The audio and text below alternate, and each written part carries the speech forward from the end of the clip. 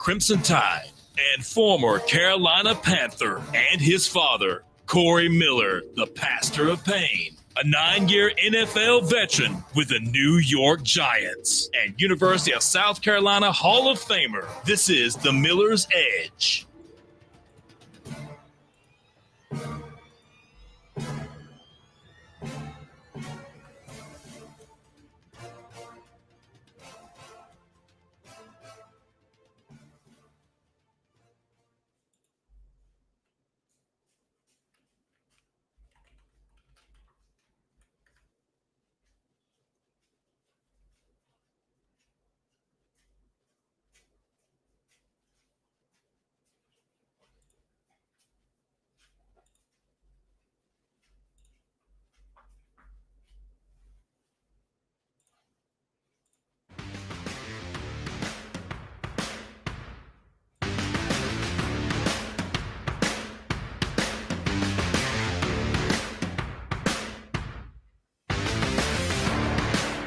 And welcome into this Monday edition of the Miller's Edge. Todd, 100.9, 1230 WTBC. Hope everybody's doing well. Hope you guys had a great weekend. Obviously, there's plenty to talk about. Alabama concluding their first scrimmage Saturday and then returned to the practice field yesterday, following that scrimmage up. And today they've got an off day, but that means we are ready to get to work, right? While they're taking a little bit of a rest day, we're getting to work, right? We had the weekend off while they're working, and it's a little bit vice versa. So we'll be diving into a number of things, talking about some recaps, some intel stuff from the scrimmage, all that good deal. I know a lot of people are fired up to hear about it. A lot of things being thrown out there again. There's a number of people there, former players, like former players. I'm talking about not like my era former players, but like the older era, which is really cool stuff as well. So plenty to talk about. We'll dive into it. We'll hear from DeBoer here in the next segment following the scrimmage. We'll listen to his press conference. He detailed what went on in the scrimmage, or at least, he answered questions regarding what went on, offered some details on that. Try to give as much a recap as I can possible. You guys know how we roll on here. Plus, want to get y'all's thoughts as well, because I know y'all have heard plenty of stuff. I know y'all have got plenty of questions. You can always ask a number of different ways. You can join the YouTube stream and leave those questions right there in the chat here on YouTube. Again, at the Miller's Edge is where you can find us on the live stream or on Facebook on the Tide 100.9 page. You can always call in 205-342-9904. We'd love to talk to you and answer your questions right there as well. Or you can always drop an app message. Now, we haven't really had a whole bunch of app messages as recently, but we still do that. If you guys have the Tide 100.9 app, which I urge you guys to download if you haven't already, make sure you do that. You can listen to the shows pretty much anywhere that you're at. All the shows, just pull them up right there on the app. Plus, you can always pull up the app messages, drop an app message if you have a question for us, and we can read it live on air, which I believe we got Jaisha behind the glass today. Is that right, Jaisha? Yes. Good deal. Good deal. Well, glad to have you back on there. I know you spent some time with us. I think Chase is finishing up some business, and he'll be back soon. But we got Jaisha behind the glass, which I'm sure you guys are familiar with her. She works a lot of these other shows, and she's helped us out a couple of times here on the Miller's Edge. So glad to have her back behind the glass. How was your weekend, Jaisha? It wasn't bad. It could have been better. I had to go home for a funeral, unfortunately. Oh, no, but I'm sorry. yeah, but it wasn't too bad. Oh, I'm sorry to hear that. Well, hopefully getting some football talk will kind of help maybe get you distracted for a little bit. I know it's obviously definitely tough. I hate to hear that. I'm sorry. Man, that's always hard to deal with. But the good news is, at least, football's around. It gives us something to do when we do have those stressful times, those stressful days. I know I've had my fair share, right? And one thing that I enjoy doing on those days is definitely tuning in the pros. But I will say that I've been watching a lot more preseason and pro football than I typically do. I'll be honest with you. I normally am one of those people, like, I'm in and out of it, watch certain games here and there, but I don't know, man. Jaisha, I've just been in a football state of mind, and I've been watching a lot of these preseason games. They've been pretty good, and plus all the little storylines, right? Like I was, excited about the Shedeur versus my former team, the Panthers game, which I don't know how much you caught of that game or our listeners, but ended up being a really strong performance for Shedeur. A lot of weird I don't know, just vibes around that whole thing still. I'll tell you this, guys. The Browns organization, man, it's like, and I get it when it comes to football. Like, you don't ever really want to like individualize people. It's a team sport, right? And then especially in a situation like this, like I get it. There's just been so much attention on one guy. But I'm like, you got to give credit where credit's due. And I thought the guy went out there and played a hell of a game, which he was actually going against, I want to say, the Panthers' first defense earlier on. So it's not like he was just in there with 3s and 4s. And he actually was, he looked pretty damn good. But it was weird, man. Just the vibes from the coaches, post-game stuff. It's just, I don't know. I'm starting to feel bad for the guy because at first I was like, you know what, man? Like, look, he definitely gets the kind of unfair treatment at times, but at the same time, he when you do kind of present yourself like that, you're subject to have a little bit more attention, a little bit more criticism. But now I'm kind of like, all right, man. Like at first I'm like, all right, okay, it's one thing, but now I'm like, you still got to give credit where it's due, and I just feel like it's weird when your own team just don't really, I don't know, have that same support from you. Really weird, but I bet they're going to look real dumb if he ends up being the guy. And you had the owner saying, "Oh, was it my pick?" Coaches kind of not really backing him. Weird situation, but I definitely caught that game. Caught a little bit of who else did I watch? The Titans. I got to watch that game. I was curious to see how Cam Ward looked. I thought he looked pretty solid. Again, I know this is all preseason and it's all way too early to really get a feel for, I guess, how guys are really going to pan out. But I was just curious to see a number of these rookies that were playing. But I'll tell you one guy, Jaisha, that really stood out. The former Bama guy is Helms, man. I know he's coming off of an injury. He's with Atlanta, but I mean, he was just flying around, looked physical as ever. And he knows how to play the game of football the right way, right? Yeah, he had a pretty good game.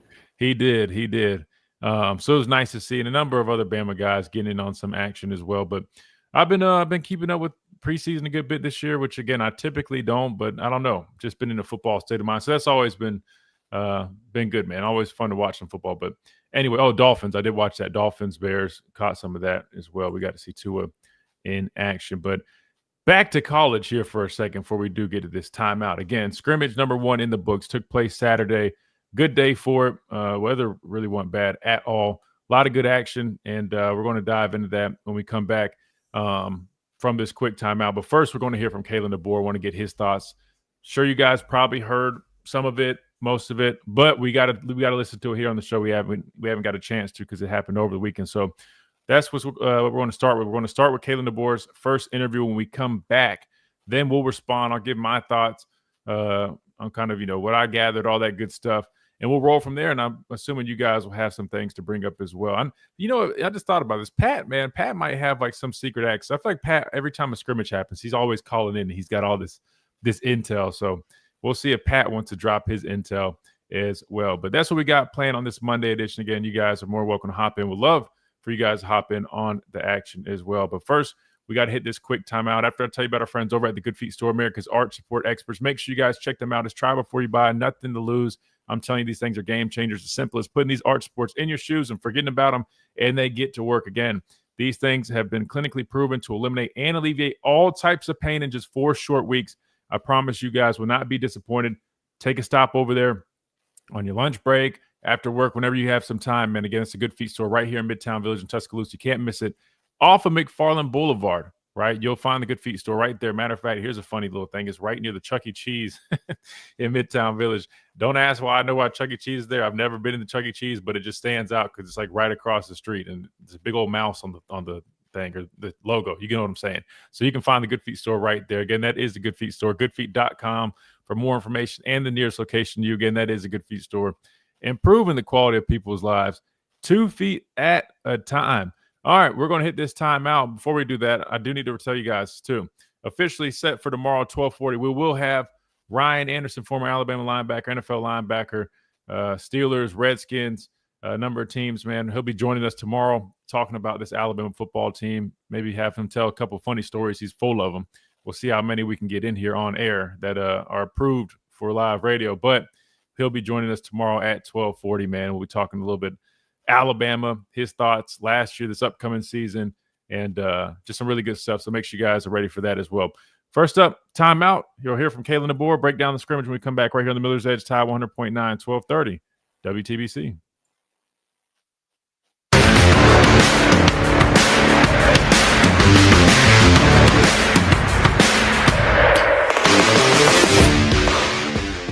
The all-new Chow's Country Buffet is open now on 1100 Skyland Boulevard, Tuscaloosa. Southern Class. Ryan, what's going on, man? Justin, what's up? Dwight, what's going on? Still number 8 in the new AP Top 25. Did that just drop? I didn't even see that.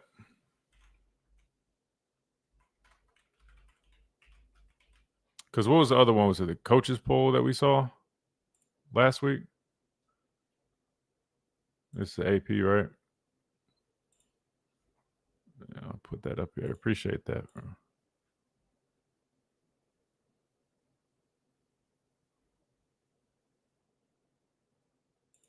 Hold on, let me click out of this real quick. What's going on, Dr. Crystal?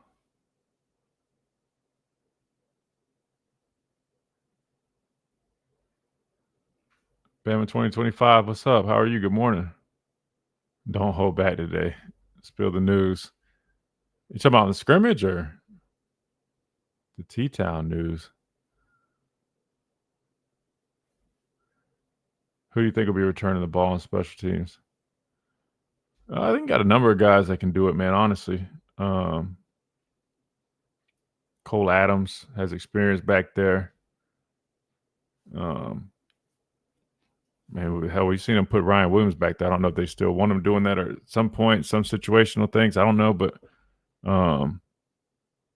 right now they've worked a number of guys back there. But I mean, LK, what's up, man? Happy Monday. Yeah, we are close, man. What is it? So it's 11th. We've got 19 days. Less than 3 weeks. It's flying by.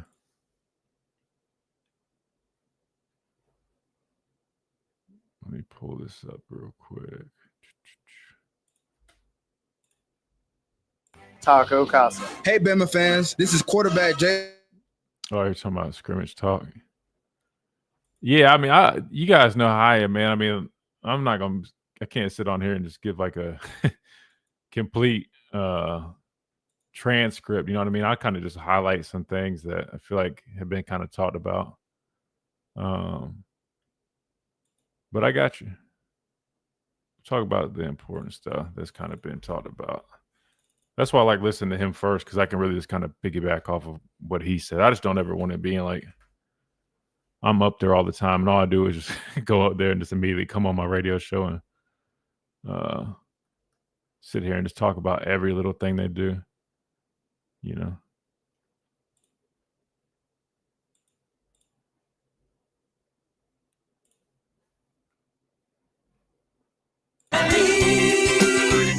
Auto Parts. Tide 100.9 Tuscaloosa weather. The sky partially sunny this afternoon. A few spots getting a shower or storm through the evening hours. The high today 88, the low tonight 73. For tomorrow, occasionally cloudy with scattered to numerous showers and thunderstorms. The high 86. I'm James Spann with the Alabama Weather Network on Tide 100.9. It's 85 degrees in Tuscaloosa. This is Miller's Edge on Tide 100.9.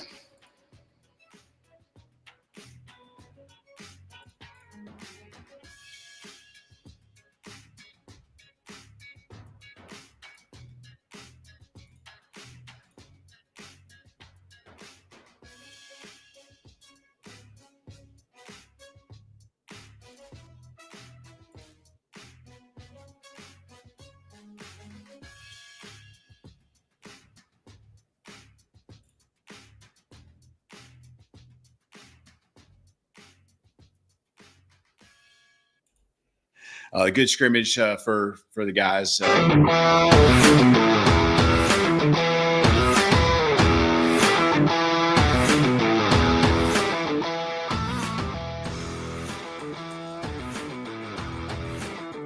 And welcome back into this Monday edition of the Miller's Edge, Tide 100.9, 1230 WTBC. All right, time to hear from head coach Kalen DeBoer following scrimmage number 1. This is what he had to say. Good scrimmage for the guys. I say it seems like every time, but I felt good about the back and forth. There's times the offense moved the ball, especially early up the field, and defense did a nice job anchoring down as the scrimmage went along. And we got into some situations at the end, some end of game stuff that I think is really important. Things that we're able to do much more and be comfortable repping those things. Doesn't mean it's perfect, but that's why we practice, and got some end of the game situations in there at the end too. So just kind of last second stuff, 7 seconds and last play of the game type things. But really all the injuries that we have right now, we got Jaden Roberts still dinged up. He got in the middle of the week. Just stuff we're dealing with and keep evaluating him. So don't expect it to be a long-term thing, but don't know his timeline necessarily. And then James Smith continues to come along, and I like the progress that he's showing. So he didn't scrimmage, neither one of those guys scrimmaged, but for the most part, we're in a good spot. I think a lot of what we went through in the spring has really helped us. I was hoping it was gonna be a blessing in disguise, but I think we're building some depth, and when you don't have a guy out there, you feel good, not just about that replacement or who's competing for those spots, but also the guys that are now moving up the depth chart, maybe from a 3 to a 2 and so forth. So blessing in disguise, maybe that we're building depth both the spring and the fall. Questions? Let's go start with Dave here on the far left.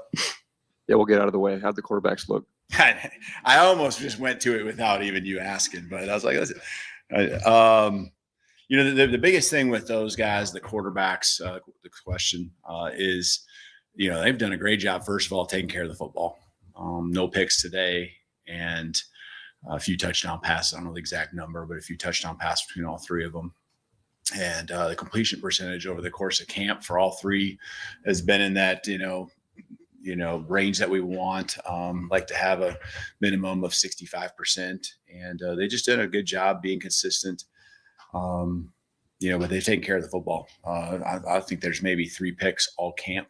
When you talk about 7-on-7 drills, team drills, I might be off 1, probably not off 2, but they've done a good job taking care of the football. And I think the first week just missed a few plays. The last practices, finding the ways to get explosives. I think, commanding the huddle. I think your 2 guys that have been around the offense the longest, Ty and Austin. When they get in a huddle and they got to rattle off a play, they're sharp and confident with it. Keelan's still learning those things, but he's doing a great job. The progress is something that you'd hope for, and he's right there. So, explosive opportunities, they got the ball there. They delivered the ball, and timing, I feel like very few times are we in a spot where we're not throwing on time, not confident with where we should deliver the ball. So from a timeline, because I know that's kind of what you want, I feel like we're getting closer. I would have said before camp, we definitely got to make a decision by the time we get done with the second scrimmage. And I would anticipate for sure that being the case. And we'll see kind of how the next few days go. But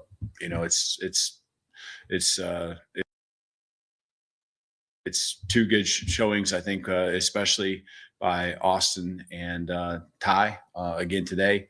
And again, Keelan making the progress we'd hope for. You can see what his ceiling is going to be. It's just a matter of more reps. Jumping to the right side, so Charlie.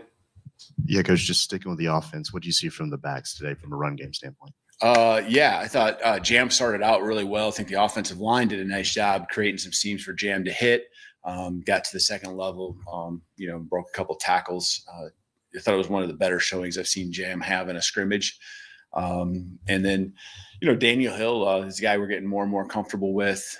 He, he's big back, but I think he's deceiving when it comes to what he does from a skill set standpoint, because he can catch the ball in the backfield. Dre has been consistent all camp long. Thought he poured a couple runs up in there. Did a nice job. Maybe when there's not even something there, just moving the pile and getting those 3-yard gains that are important to, setting your offense up for good down at distances. Rich, continues to do his thing too. So all of them, I think Jam, certainly had the best day, and that's been consistent. Feel good about all of them in pass protection, first with their responsibilities and the ability to go up there and, execute too and get the job done. We, with blitzes and things like that, our running backs doing a good job. And when they get out, they've been effective pass catchers as well. Go to the middle room with Katie. With Jaden out, just kind of how much rotation were you having to do at guard with Cam and Gino and those guys? And just overall, what did you see from the offensive line? Yeah, I mean, with Jaden out today, the rotation was less. It was kind of those guys in there, left guard Cam, right guard Gino, and so that was kind of our lineup. And that's more than likely kind of what it looked like before camp, and that hasn't really changed much with the main core of 6 guys kind of competing for those spots more days than not. Chase in the back left. What did you see today that you would say was disappointing or concerning?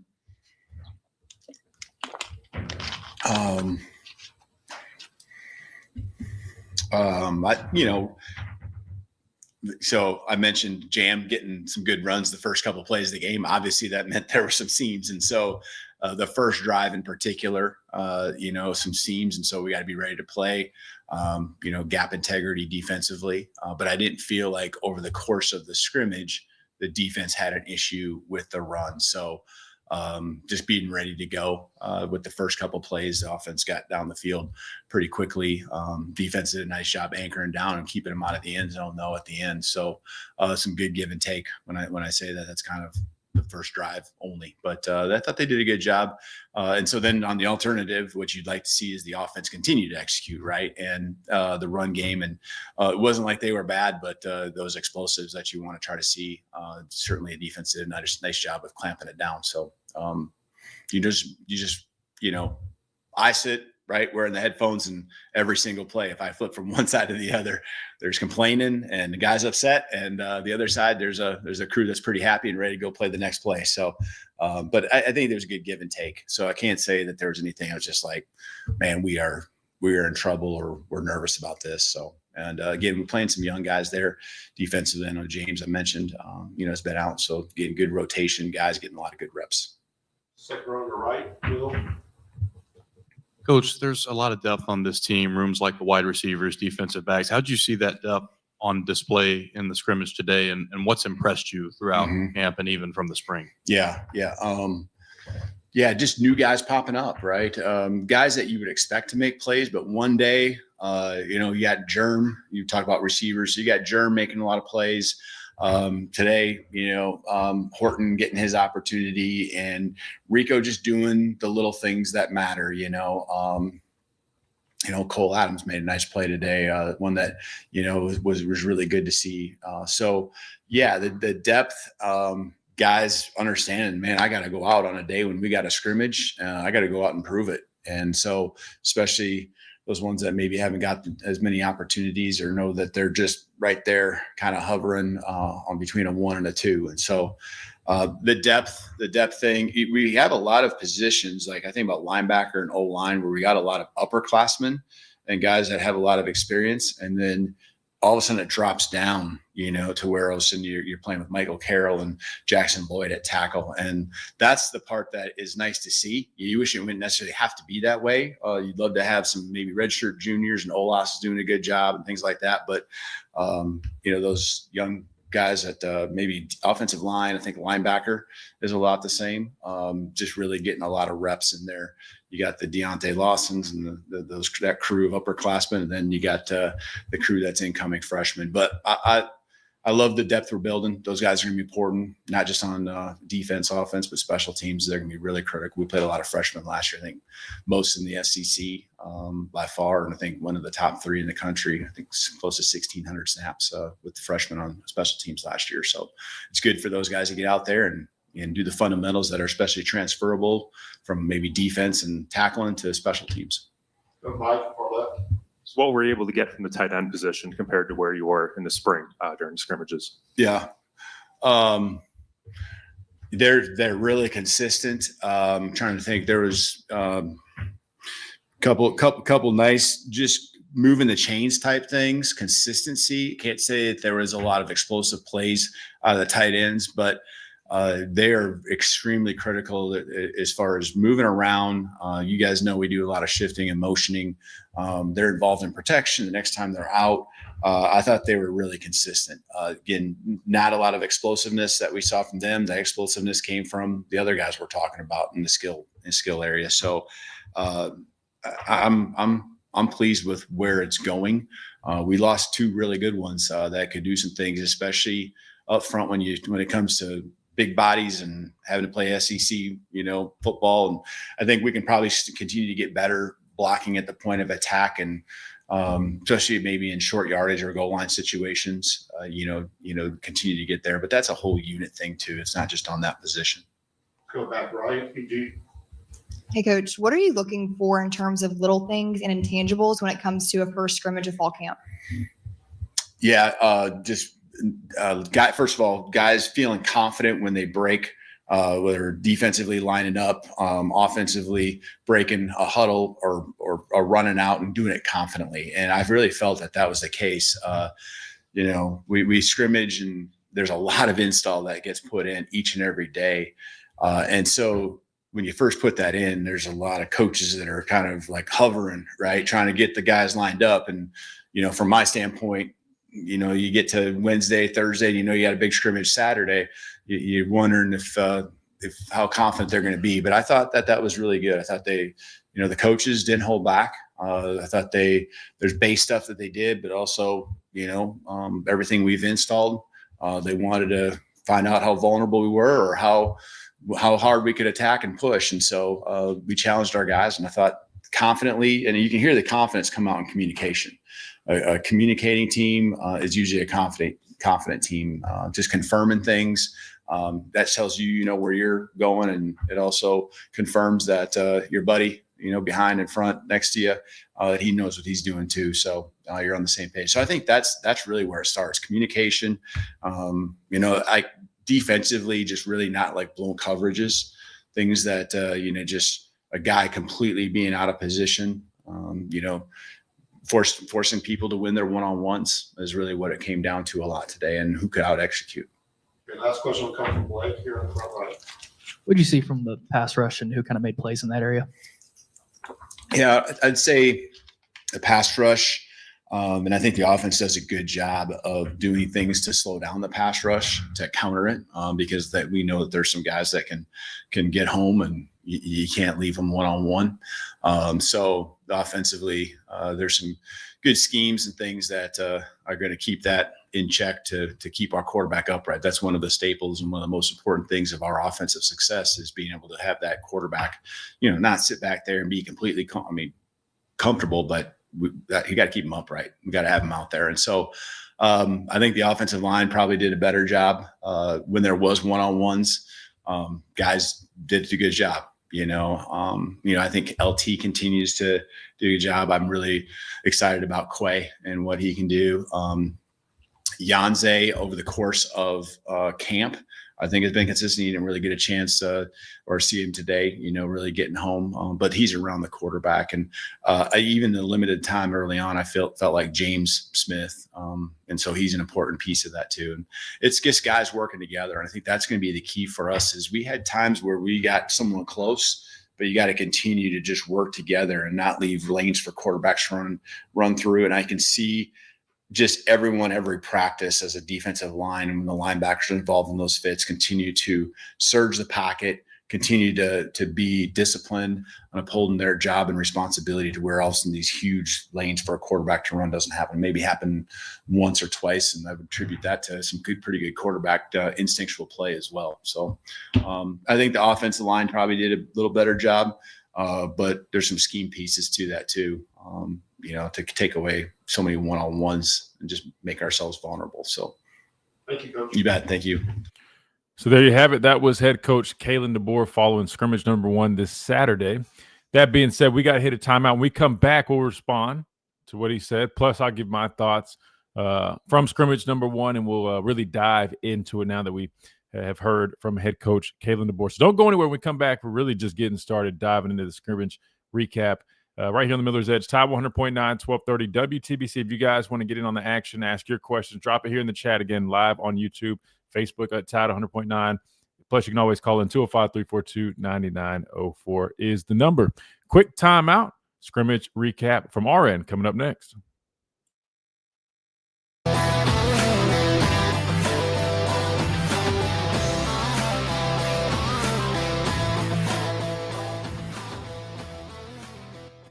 This is Brian Finnison, owner of the venue Tuscaloosa across from Sokol Park. First, I want to thank all of our thousands of loyal customers that have supported us. But there are so many people that still don't know about the venue. There are 5 restaurants open daily with indoor and outdoor dining.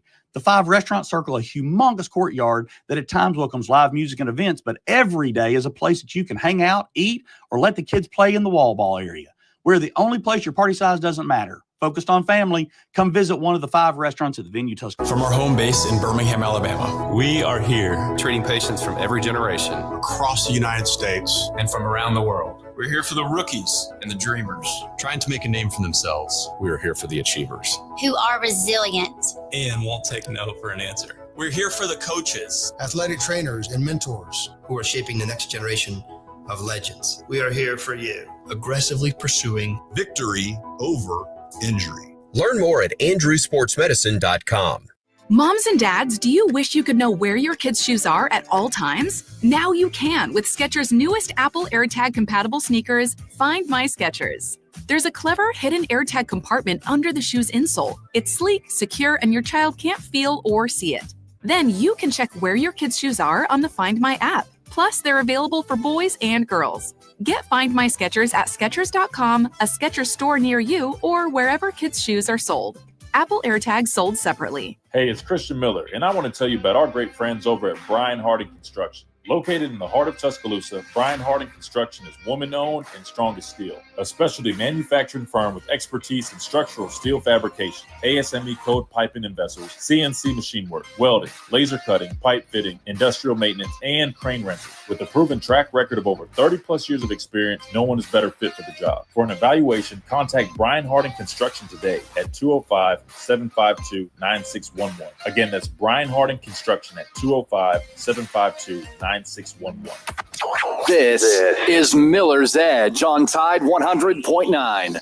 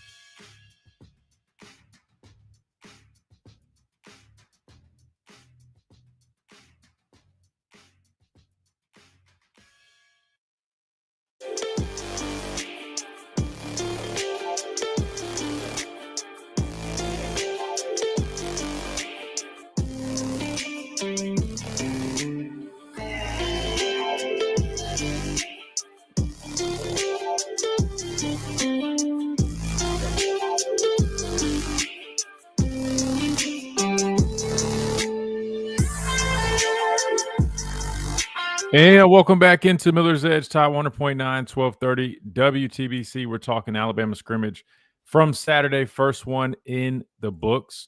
We just heard from head coach Kalen DeBoer. He gave his thoughts on the scrimmage. Overall, solid day. Definitely a solid day. I mean, I thought the quarterbacks looked good. Ty stepping up, taking command. Pretty much kind of what you'd expect, right? Him kind of in that lead position. Keelan showing why he's, was a top guy coming out of at a high school, big 5-star guy. And, he looked, it's again, really what I've been seeing from being at the practices. Again, I mean, I'm up there a lot and kind of just fell in line with what we've been seeing, right? Ty looks to be the guy, you know what I mean? Austin Mack looked very solid, had a really solid day. Really all the quarterbacks did look really impressive. Obviously, you can still sense Keelan still, from like a command standpoint is getting everything figured out. he's still working his way up there. But nonetheless, man, I mean, the talent is there, and it's evident that obviously when he does get an opportunity, man, he's definitely going to be a name to remember. But I think as of right now, nothing's really changed there. We've been saying that, quarterback, again, I feel very firmly that it's Ty's job, barring anything. And I think he went out there this Saturday and further kind of solidified that. Not saying the other guys look really good as well, but some really nice plays highlighted by the one at the end. I think everybody's been talking about it, rolling out, hitting Jam Miller. Obviously, I think we've all heard about that. But so quarterbacks, man, definitely was impressive. Again, I think Alabama's in a position where they have a number of guys where you feel good about whoever it is that's going out there, but you also feel good knowing that you've got some security if something ever happens at that position, which we know definitely can happen. And if it does, you feel a lot better when you have a guy that can step up and go out there. And I think that's what they've been proving, time and time again on the practice field, that Alabama has a number of guys in that quarterback room that are really good football players that are just getting better and better with the more reps and experience that they get. The running back room, man, really solid. I was impressed. A position that a lot of people kind of, on paper are looking at this room and say, I don't know if we really have an elite room this year. But funny enough, I think the running back room this year is better than it's been in the past couple of years with some of those bigger names. And it's really just because, if you look at the different guys in this room, Jam Miller, who again, for some reason, people keep sleeping on him, right? I don't know why. He's already proven, he's got the receipts that he can go out there and make plays. He can pretty much do it all. He can, be physical and pass pro. He can run the ball physically, but he can make guys miss as well. He can catch the ball to the backfield. He continues to prove that and prove why he is running back one. But you can't forget about the other ones. We heard Coach DeBoer talk about Daniel Hill, right? A guy that I've been mentioning here on the show, I think all the way back to the spring. He's just very physically imposing, 245 pounds, but it's very deceiving for a guy that's so big, man. He moves extremely well. He had a nice showing, but Dre Washington, other guys, even AKD, there's a number of guys in that room that look to be, very viable options. And, with the running game, that's definitely going to, lean a little bit more on those running backs this year with the departure of Jalen Milroe. That was very positive to see. Offensive line, though, when you talk about offense, I'll be honest with you, man. Offensive line, I thought they had a solid day. Looking at them in this first scrimmage, it appears to me, and this is with, Jaden Roberts being now, he didn't participate, but it appears to me that that bunch has really shown improvement. Even from last season, I know you lose, Tyler Booker, and you're kind of wondering, how that's going to look. But I'll be honest with you, man. They had a solid day. Not only with their ability to open up some lanes and, establish the run, but also even in pass pro, I thought they did a solid job. And that was really encouraging. You guys know me. I'm all about, offensive line play for this upcoming season. And I felt like, quarterback battle, that'll work itself out. But, it's like under the hood, right? Everybody worries about the exterior of the car, but I want to know about the interior. I want what's under the hood, right? That would be the offensive line, those guys in the trenches. And I feel like with what they've been showing, man, and what they showed Saturday, has definitely been very positive and, just a very, very good encouraging sign that they're making the steps that I felt was going to be necessary this upcoming season. From the wide receiver room, obviously we know about the top guys, but I'll say a number of depth pieces really stepped up in the scrimmage. I know people have been talking about it. Cole Adams had a nice day. Jalen Hill looked solid as well. But really, again, we already expect that room to have a lot of key players there, a lot of good depth pieces, and they displayed that in the scrimmage Saturday. So overall, man, I would say offense really looked to be in a really nice spot, which you talk about, Ryan Grubb coming back, kind of how's that going to look? And I'll be honest with you, man, fall camp's interesting. Sometimes, I'll say this, offense kind of takes a little bit more time to kind of come along. But where they're at, I'll be honest, man, I think a lot of that has to do with, number one, guys feel more comfortable and confident in the year number two under Kalen DeBoer. But number two, I wouldn't be shocked if Ryan Grubb has some influence on that. This offense just really looks to be, building up quickly, right? Because fall camp, you had the spring, but fall camp, you kind of start from zero. You're throwing in a bunch of install. Offensively, it can be a lot for guys. And sometimes, there's just a lot of things going on. And I'll be honest, even like last year, defense was ahead of the offense. I remember, in the scrimmages, defense kind of was jumping on them quick. And that's common. But I feel like this time around, man, this offense, man, it's really picking up the pace quickly throughout training camp. Now, that's not to say they were perfect, right? There's, nobody's going to be perfect, especially not right now. But they definitely looked really good in scrimmage number 1. And if they can continue to build off of that, man, I'm excited to see what this offense is going to do in 2025 because they have a lot of potential. We already know that, but to see them go out there in a game-like setting in a scrimmage and to really go out there and show it, it was very, very encouraging. On to the defensive side of the football, as you guys heard Coach DeBoer say, a little bit slower start, some bigger plays by the offense early on, but kind of got it together towards the end, which, I'll be honest, that kind of was the case last year at times as well. I feel like, I don't know, it's a theme where sometimes the defense kind of starts a little slow and then they start getting it going towards the end. Especially, it's scrimmage number 1. James Smith wasn't out there, so take that for what it's worth. But I will say this. I mean, I do want to see the defense, pick things up. Pass rush is one of the things I really wanted to pay attention to, and I would just say still work there. Coach DeBoer kind of, detailed that kind of lightly, right, about the offensive line maybe getting the better of it in those situations. Obviously, they're doing things right. They know a guy like LT is going to be, effective. They're going to put chips out there. They're going to do things to kind of slow the rush down. But still, man, would like to see that pick up. That's definitely something that I feel like needs to be improved going into this season. And, coming out of scrimmage number 1, I'm still wanting to see a little bit more from that department. Secondary is solid. Again, I mean, you kind of know what you're getting out of that group. I thought they played well. Linebacker room, I mentioned them. I wanted to look at them and kind of get an eye for them. I think Hill Green kind of stood out. I mean, a physical guy. I know he's a veteran guy. Normally people just kind of overlook that, but still, sometimes people get in a new system. You just kind of want to figure him out, and getting to see him work.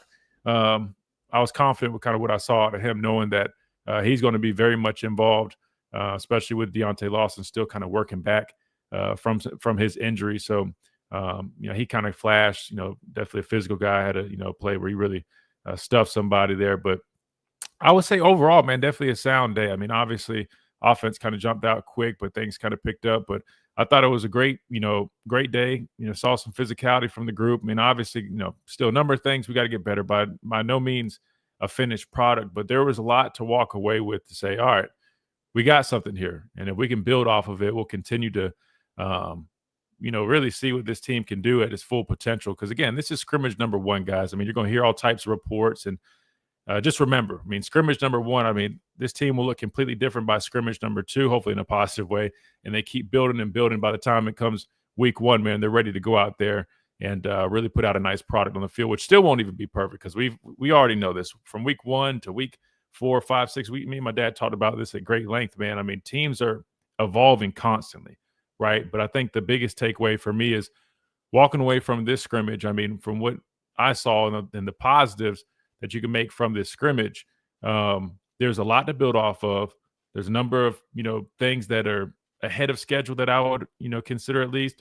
And there's also some things that we definitely still need to continue to develop and work on, which I'll be looking out for that as we move into, this following week. They'll get back to practice tomorrow, and we'll see by the time, scrimmage 2 comes, if they've been able to kind of, build off the positives and then also clean up some of the things that they didn't do great in scrimmage number 1. I'm trying to think if I missed anything big.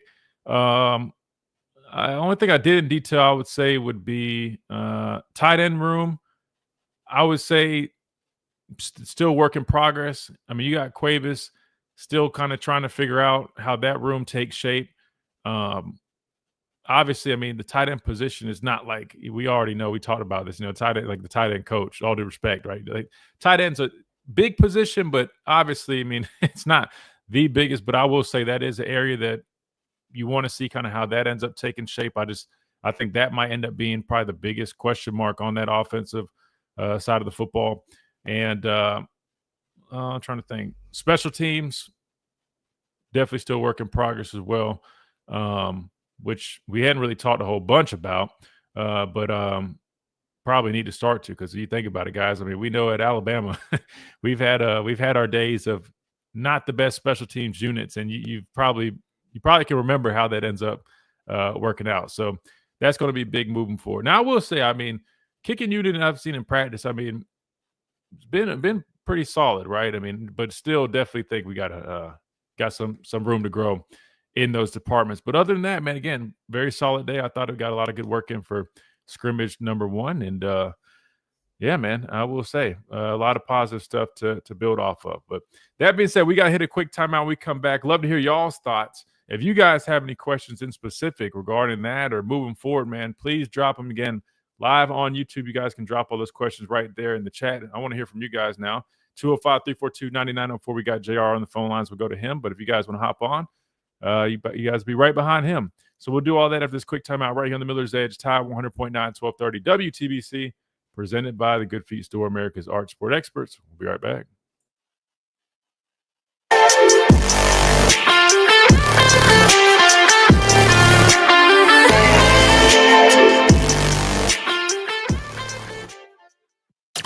Go inside the Alabama Crimson Tide with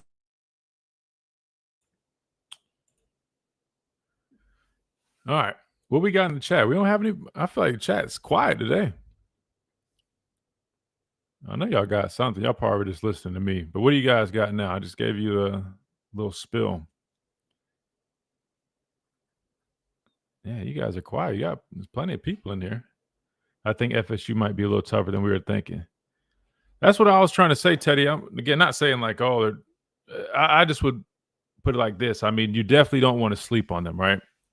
I get the 2-10 thing. And I'm not saying like, oh, it's going to be – I don't know how the game is going to go, right? I mean, like, they're a hard team to really figure out right now. I mean, you bring in Gus Malzahn, you bring in a different quarterback. I mean, like, I feel like it's harder to really break teams down nowadays with, you know, new additions stuff. Again, I get it. You do it all the time in the NFL. There's new additions, stuff like that. Trust me. But, you know, in college, you typically are a little more used to kind of like a little more consistency. Nowadays in college, it's different, right? I mean, there's so many moving pieces, right? And then a team like this, like they already had talent. They bring in a new coordinator. I mean, look what happened with Vanderbilt. They brought in a new quarterback. They brought in a new coordinator. Hell, they're like a whole different team. They beat us. So you look at Florida State. I mean, I'm not saying that Castellanos guys necessarily, you know, just going to have that type of impact, but you get what I'm saying. You just don't, you know, it's hard to really go off of Harding construction what they did last year, you know. So, yeah, man. I guess we'll see. But I'm with you, Teddy. I definitely think you need to respect them. I mean, they got players. You got to go to them. You're playing, you know, in their stadium. I think it's going to be a good matchup. I will say that. I think it's going to be a good matchup, man. Look, I think offensive. I think they've got a number of reasons that, you know, expect them to pose, you know, some challenges for us. And I'm looking forward to that, though. Mobile devices, message and data rates. Compared to your teams, are you seeing that intensity? The sky partially sunny this afternoon. I'll answer that when we come back here, Joey. The high today 88, the low tonight 73. For tomorrow, occasionally cloudy with scattered to numerous showers and thunderstorms, the high 86. I'm James Spann with the Alabama Weather Network on Tide 100.9. It's 86 degrees in Tuscaloosa. This is Miller's Edge on Tide 100.9.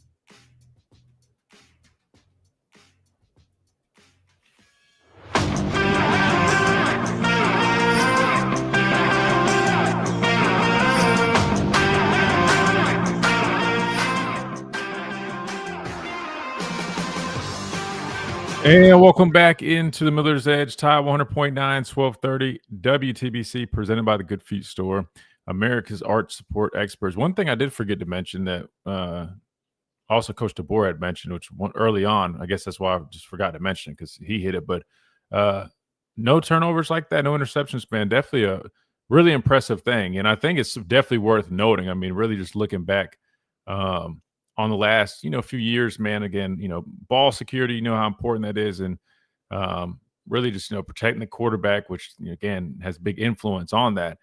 Those two areas, man, looking a lot more cleaned up.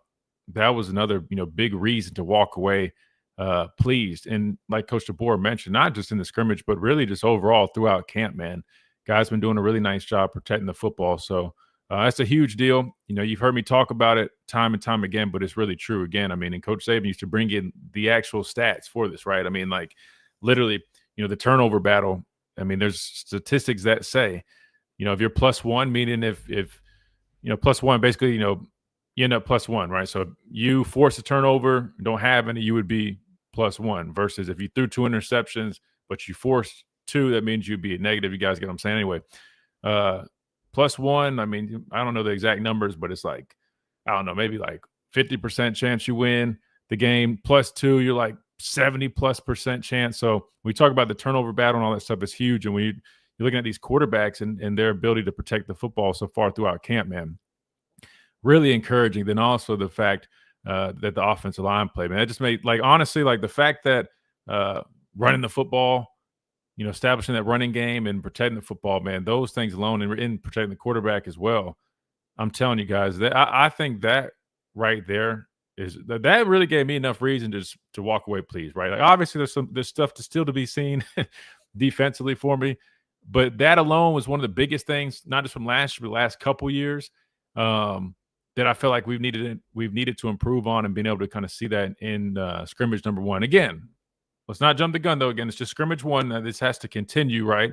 But it's just really encouraging to walk away with that. We only got a couple minutes before we hit this top of the hour break. So, JR, we're going to hit you when we come back from hour number 2, but we do have a question in the YouTube chat. Let me pull it back up. Joey says, compared to your teams, are you seeing that intensity? Great question, man. I definitely think you see some intensity, right? It's hard for me to, when you talk about comparing to some of the teams, which again, we'll hear from one of my teammates who was instrumental to that intensity. Ryan Anderson, former Alabama linebacker, he'll be joining us tomorrow at 12:40. But do I see intensity? Yeah. They getting after? Yeah. But I think it's still a little early to say if it's going to be on that type of level, because that's why I hate when we compare. I love the question, but it's hard. I feel bad when we do the comparisons back to those teams, because you're comparing guys that were little. We had dog after dog. It was in all positions. Really, I think nowadays people are starting to understand how spoiled we really were in terms of the roster that we had, or the rosters that we had. Not just from a talent standpoint, but the mentality that these guys had. It just was different. We're talking about the dynasty here at Alabama is the likes of the Miamis with just dude after dude. You know what I mean? And so imagine trying to compare current Miami to those years of Miami. It almost is just, it's so hard to do. But it's a good question though in terms of the intensity. No, I think there is intensity there. But would I say it's at that level just yet? No, I would not say it's at that level yet. If I'm being completely transparent with you guys, no, I do not think it's at that level yet. Can it get there? Look, that's what training camp's for, right? And I think honestly, at least, and I hope this is what happens. Normally, if there's some things that you don't do great, you kind of take that personal, and then you apply going into week 2, man. It should, kind of light a spark. You know what I mean? To kind of say, hey, we need to be better here. All right, they had way too many explosives on the ground. And as a defense, that's again, you take that personal. That's something that it's your pride, right? You know what I mean? Something about when the offense can run the football effectively on you, not only that, but they're hitting you for explosive plays. That's probably the worst thing that could happen to a defense. And so hopefully, they take that personal. And again, it got better as things went on, but hopefully at least those initial, periods that, we're in the scrimmage, hopefully that comes back and lights a fuse, and we see that kind of spark some more of that intensity. But that being said, let's go ahead and hit this top of the hour break. When we come back, we'll go to the phone lines, 205-342-9904. We got JR, but love to hear from all you guys. Your thoughts. If you got any more questions from the scrimmage, man, please hit us up, 205-342-9904. Plus, you can always drop them right here in the YouTube chat or the app inbox as well. You're listening to the Miller's Edge, Tide 100.9, 1230 WTBC, presented by the Good Feet Store, America's Arch Sport Experts. Top of the hour break. We'll be right back.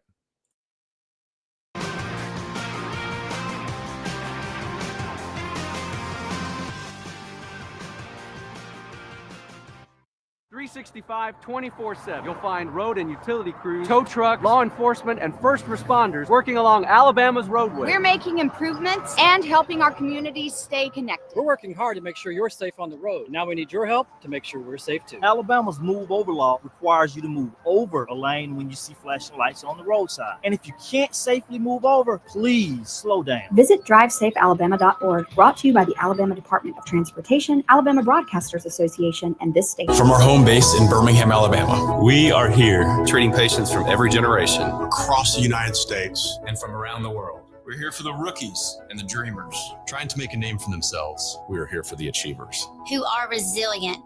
And won't take no for an answer. We're here for the coaches. Athletic trainers and mentors. Who are shaping the next generation of legends. We are here for you, aggressively pursuing Victory over injury. Learn more at andrewsportsmedicine.com. The Tide 100.9 WTBC 1230 Sports Radio studio is presented by B-Dry Alabama. B-Dry Waterproofing. Online at bdryalabama.com.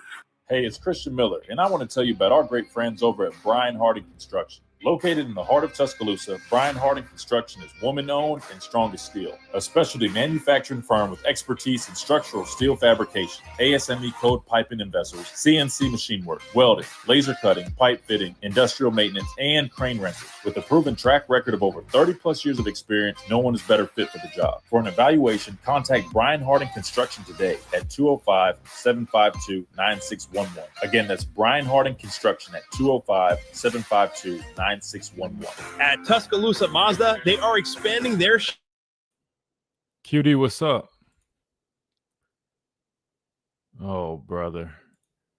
Joseph's on the phone lines, man. Hopefully it's Jaisha, is that the same one that calls in trolling all the time about quarterbacks?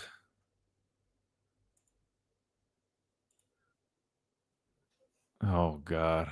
I mean, it's a little bit slower today. We could do it for the entertainment, but part of me is like, I don't really feel like dealing with ignorance right now.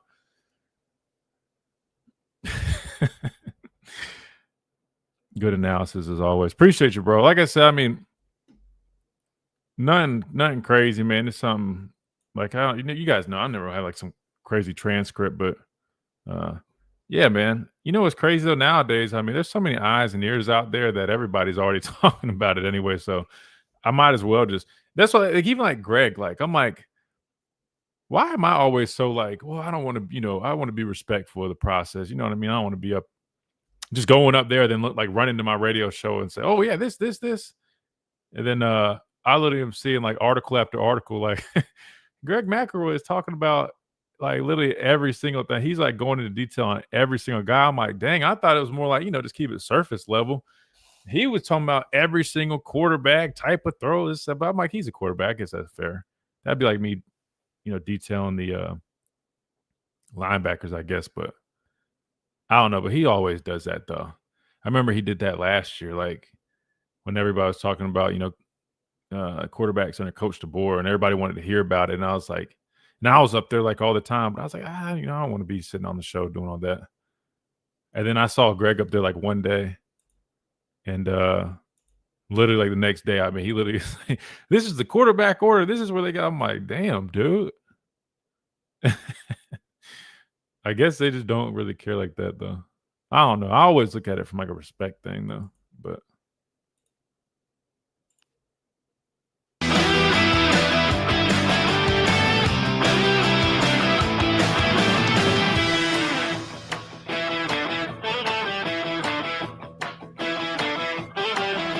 and welcome back into this Monday edition of Miller's Edge, Tide 100.9, 1230 WTBC. Hour number one, we listened to Coach DeBoer, gave our thoughts, broke down scrimmage number one. It is finally in the books again, but they also went back to the practice field yesterday, got some more work in, and then today they do have the day off from practice. Definitely meetings and workouts and all that good stuff before they hit the practice field again tomorrow. Maybe I'll head back up there tomorrow, just kind of see I don't know how they're starting this week. Who knows? Anyway, that being said, let's go to the phone lines, 205-342-9904, excuse me. First up, we've got JR. JR, welcome in. Hey, Christian, how are you today? I'm good, man. How are you? I'm doing pretty good today. I have no complaints. I do have some questions. you mentioned something about we need to talk about the special teams. And what is your have you had any input on how they look? I mean, who is our punter and who's our field goal kicker and all that, and how do they look this year? Well, that's the thing, JR. I mean, they're in a competition, right? So they're constantly, in this court. So we're replacing players. Yeah. I mean, remember you lost James Burnup, you lost Will Riker, you lost two of the. Oh, Will Riker, yeah. Yeah. Will Riker was. Yeah. So so you got Connor Talty though, who more than likely is going to be the guy at kicker. I want to say it was just maybe going in year 3 for him, but or maybe year 2. I could be wrong, but anyway, he to me, I mean, he probably looks to have the lead there, but still trying to solidify that job. Punter is where it's a little open right now. That's kind of to be determined, but those are really important positions. I know I don't even talk about them enough, just because I mean, it's like who's special teams? I mean, those guys don't even practice. So the guys when I was here, those guys would be playing like wall ball and like lacrosse and random stuff during practice, and then and then it'd be time to go kick, and they just come out the indoor, and I'm like, hey, what are y'all doing, man? Y'all just playing around. Granted, we had some good ones, but anyway, no, that is important. But to answer your question, I mean, I think it's a battle. They're coming along. I mean, I don't think we have a Will Riker or James Burnap on the roster, but I mean, I think the most important thing is just get the best guy available that you do have, and hopefully, Connor Talty can do a nice job for us, because I mean, we us as Alabama fans, we should know the importance of a kicker, right? I mean, just go back. Oh, yeah. Granted, we had Will Riker for quite some time, and I think we've kind of forgot about the struggles that we endured, years before that. And stuff, yeah. Yeah, but I'll definitely keep an eye on it. But yeah, that's something right now though, that they're still in a battle. So I mean, nothing's really solidified, but I think Connor Talty is probably going to be the guy. And again, he looks pretty good so far. But punter is kind of where you're trying to figure that out. It looks a little bit more open. Well, on the other end, who's going to be punt returner and kickoff return this year? Who do you figure? They're going to put one of our athletes, one of our star players there to do that job? Or I mean, it's typical. But Yeah, no, that's a great question. I mean, you got Cole Adams who did it a lot last year. He had plenty of experience, and you talk about him being a depth guy in the wide receiver room. Definitely could see him really taking over that role. I mean, you got a number of guys. I mean, we even saw Ryan Williams, take some reps there to return. He's too small.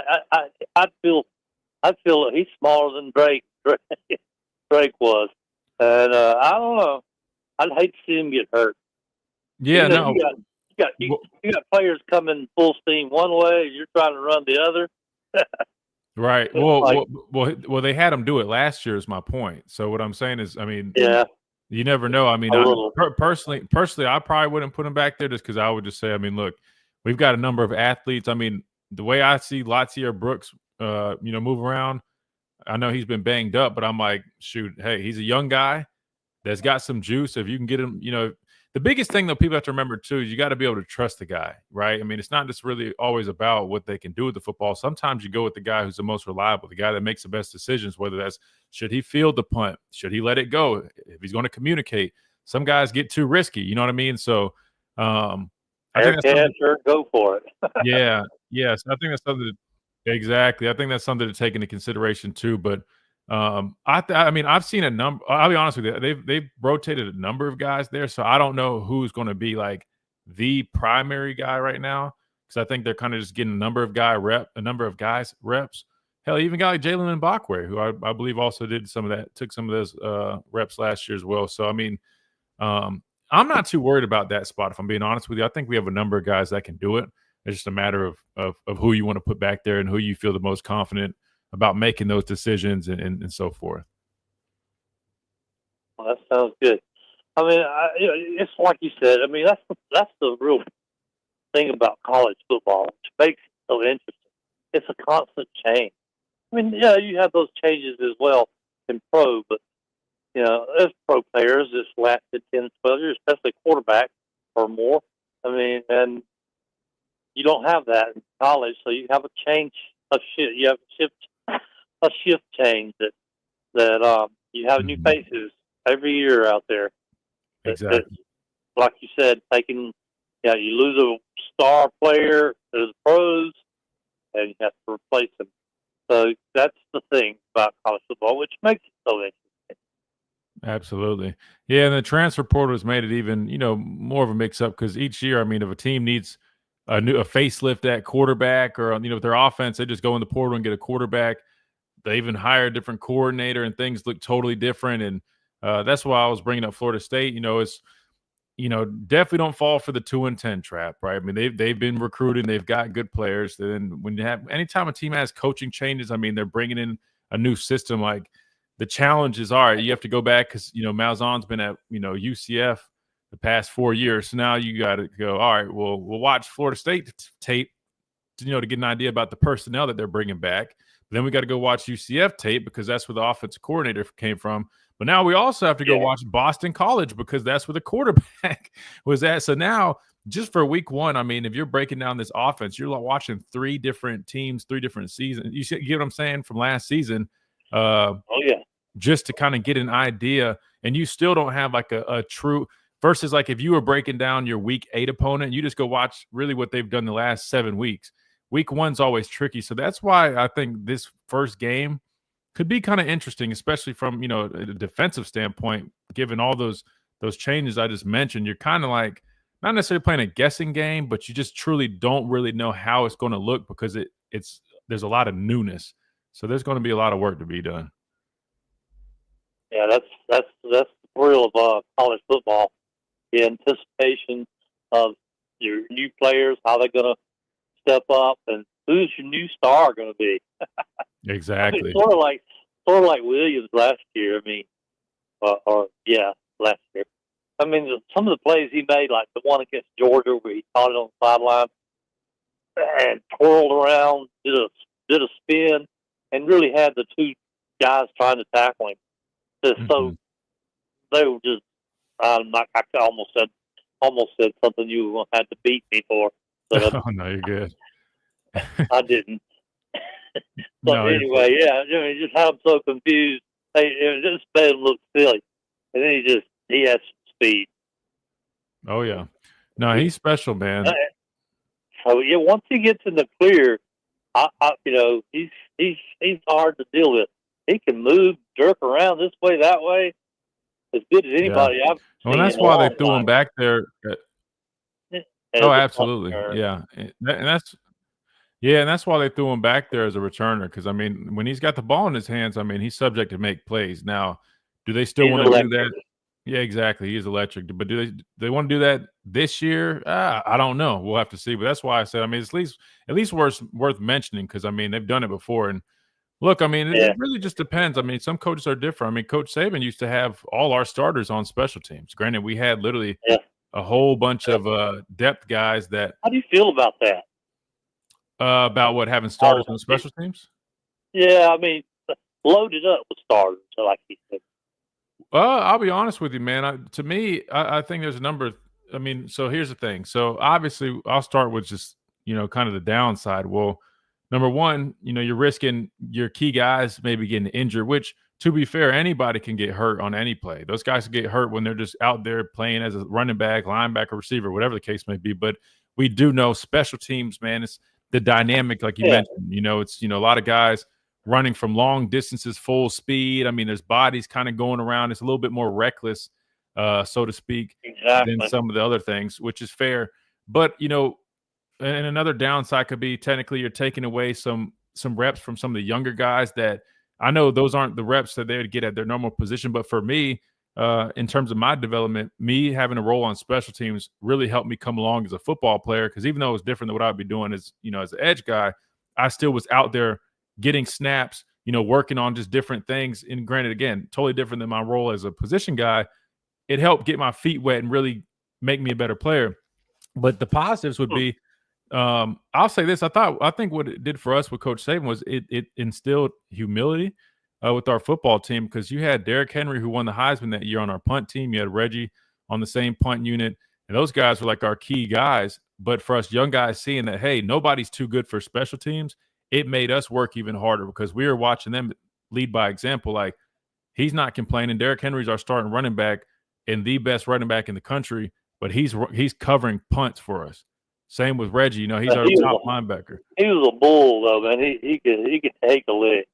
Right. But the fact that he still was being asked to cover punts, I'm just telling you as a player, man, I'm going to be completely honest with you. Not many people just like to do special teams. You know what I mean? Like, you have some guys that are, you know, a little wild and crazy and really enjoy it, but most guys really don't enjoy doing special teams, let alone your star running back or your, because they want to be able to, lock in on their position. But the fact that they didn't complain, they did it.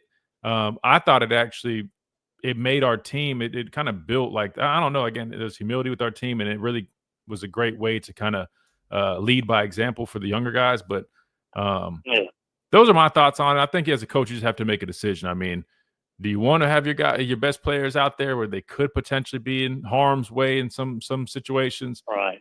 Or do you want to be able to set an example that, hey, man, like, nobody's too good for anything on this team, and everybody can, I don't know, compete and, play a role in whatever whatever that might be. Well, I got one other quick question if you got a minute. Yeah. And that is pertaining to quarterbacks. Of course, we always ask about quarterbacks. This is a little bit of a different line on the quarterback. Mm-hmm. I believe that we're seeing maybe a shift change in the style of quarterback, the type of quarterback we're going to have with DeBoer in there. I feel like he's like the larger quarterback. He brought in Mac Washington, isn't that right? Mm-hmm. And then you got Russell. He's sort of a larger. They're both big quarterbacks. And then you got Ty Simpson. He's nothing as large as those two. He's got a good arm and on him and everything. And he may be the starting quarterback this year. But I feel like that it looks to me like that DeBoer's kind of planning a shift in quarterback plan. How does that affect the game plan, like the RPOs and such as that? Yeah, so, I mean, you definitely do kind of get the vibe that he does lean towards the bigger quarterbacks, not only because of what you mentioned, but also when you think about it, he also had Julian Sand, who was already here, that Coach Saban brought in, and he opted to bring his own guy in Austin Mack and kind of let Julian Sand walk, who's expected to be the starting quarterback at Ohio State. But talk about his stature. I mean, he's not a big guy by any means. He might be listed at 6 foot, but in terms of, just his size, I mean, he's a small guy. He was real thin. So you're kind of right. It seems like he kind of does lean towards the bigger quarterbacks. But in terms of how does that affect, the offense is – what's that?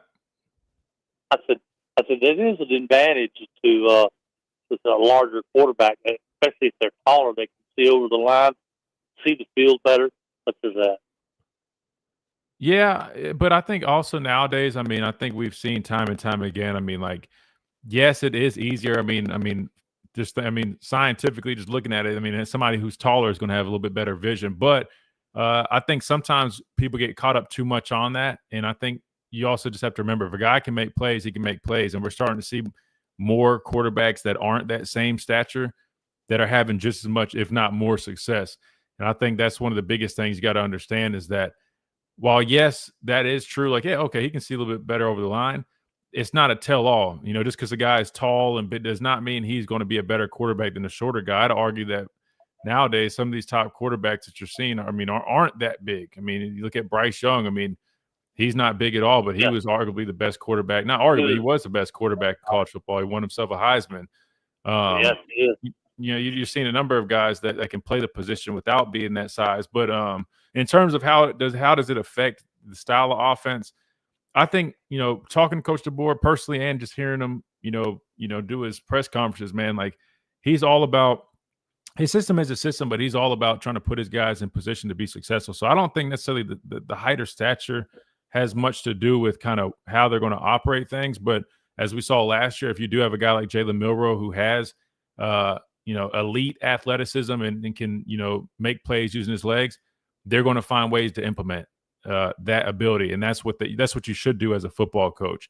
But in terms of the stature, I don't think the stature is going to be a determining factor with how they do things. It's more so can a guy, you mentioned RPOs, you mentioned maybe like zone read type stuff. Like if a guy's athletic enough to be a dual threat, then you'll see more of those kind of, zone reads and plays, with them using their legs. But I mean, if a guy's tall, but he can't run, there's no point in even trying to, implement something like that. But I will say the quarterbacks that we do have, all three of them, they do have good athleticism. I mean, Austin Mack, for a guy that's 6'6", however tall he is, he runs extremely well. Keelan Russell is quick, can run. And then Ty, people underestimate Ty Simpson, but Ty Simpson is a really good athlete and can run the football. All three of those guys are able to run zone read type plays effectively, right? I mean, anybody can run a zone read, but they can run it effectively because they do have that ability to make plays with their legs. We're in good shape with quarterback room, it looks like. Yeah, no, I definitely feel really good. After scrimmage number 1, I'm not going to lie to you, I feel even better about the room, even though I already, thought we had, good players in there, but seeing them go out there and the progress that they've made from the spring to where they're at now after scrimmage number 1, I was really impressed. I mean, I echo what Greg was saying about the quarterbacks. I mean, they did a really nice job in the scrimmage, and it makes you, again, it furthers my, I guess, wondering mind of at the end of the year, man, it's going to be a really interesting situation given how things play out, which, again, you got to be where your feet are, and that's way down the road, but it's almost like inevitable. If Ty decides to come back, then you still got Austin Mack, who's been playing really well, but you got Keelan Russell, who's the future, and he wants to get on the field. Man, it's going to be an interesting situation at the end of the year, but we'll cross that bridge when we get there. Sounds like a great season coming up. I'm feeling good about it. Yes, sir. I appreciate everything you said. I mean, you are very informative, and you always make me feel very complete with all the questions I ask you. Oh, of course. You've done very good. Well, I appreciate it very much, and you have a great rest of your day. Yes, sir. Absolutely. Thank you, Jay. I appreciate all those questions. Good stuff, man. All right. Well, let's do this, Jay. Let's hit another break. And then we come back, we'll continue rolling on the phone lines, 205-342-9904. We'll keep talking a little bit about scrimmage, a little bit about anything you guys want to talk about, y'all's questions. We've got answers, hopefully, for you. Right here on the Miller's Edge, Tide 100.9, 1230 WTBC. Quick timeout. We'll be right back.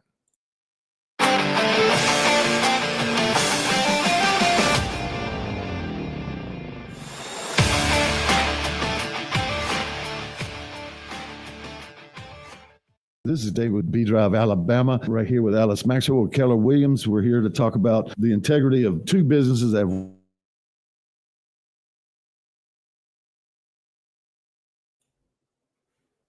You tagged this in a graphic. Oh, yeah, I saw it. The AP. Were you trying to get a plug or something? You want a free plug, man? I got the AP on the screen. You want me to put yours on there? I got you. Here's your free plug, DeBoer. I got you, man. Let me show off your little graphic you made, man. Where'd it go? That ain't bad, though, man. It's not bad. Ain't bad. Shout out to Dwight. Look at his graphic he made, man. You should start making us some graphics here on the show. Looks good, though.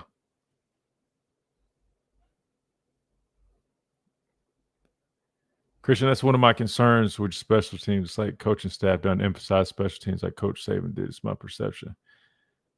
No, I mean, I feel like they do. I mean, I just might not be being taught about a whole bunch, you know what I mean? But you got to think about it. I mean, what you got is what you got at this point. So, I mean,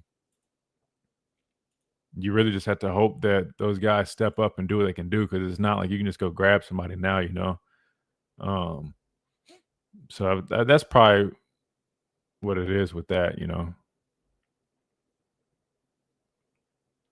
But without a doubt, I mean, it's going to be something to keep in mind. Which, from what I've seen from Talty, I mean, not just from Saturday, I mean, just in practice and stuff. I mean, he's looked fine. You know what I mean? I think punter, though, is just more of a I don't want to say issue, but more more of a question mark. But definitely will be important, man. We know that as good as anybody. Oh God, QD, you're laughing, Joseph. Is that? I'm assuming that's who that Joseph is that's on the line. I haven't heard from that dude in so long. He used to call all the time and just talk about Jalen Milroe 24/7.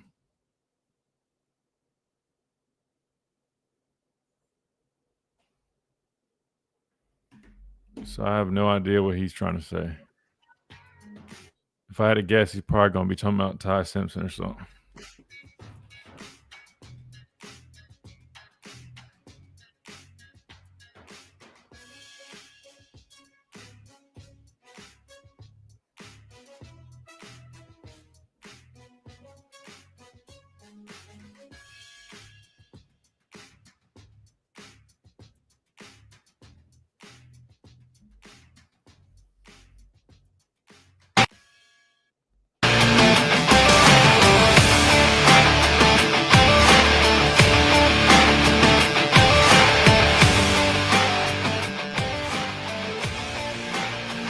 And welcome back into this Monday edition of the Miller's Edge, Tide 100.9, 1230 WTBC, presented by the Good Feet Store, America's Arch Sport Experts.